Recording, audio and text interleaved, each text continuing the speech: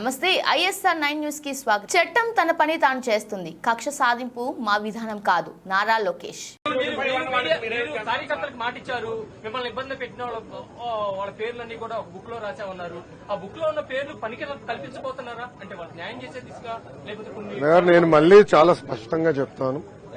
నా యువగలం పాదయాత్రలో స్పష్టంగా ప్రజలకి కార్యకర్తలకు నేను హామీ ఇచ్చాను.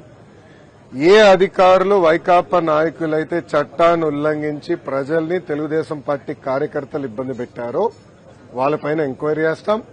అధికారులకు సంబంధించిన విధంగా జ్యుడిషియల్ ఎంక్వైరీ చేస్తాం. ఎంక్వైరీ నివేదిక మేరకు సర్వీస్ నుంచి డిస్మిస్ చేసి జైలుకు పంపించడానికి కూడా నేను వెనకాడను అని ఆనాడు ప్రజలకి చెప్పా, కార్యకర్తలకు చెప్పా.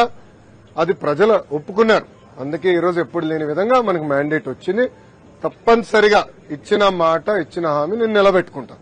ఇప్పుడు ఆనాడు శాసనసభ సాక్షిగా మా తల్లిని అవమానించారు. అది తట్టుకోలేక చంద్రబాబు నాయుడు గారు ఆనాడు శపథం కూడా చేశారు.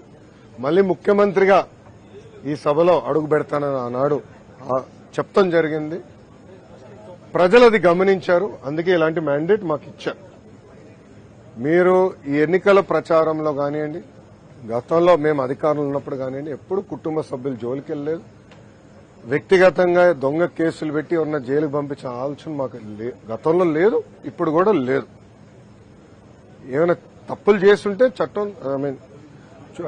చట్టాలు దాని పని చేసుకుంటూ వెళ్తాయి తప్ప మేము ఎక్కడ ప్రజల్ని ఇబ్బంది పెట్టాలనో వైకాపా నాయకులపైన కక్ష సాధింపు చేయాలనేది మా ఆలోచన కానే కాదు.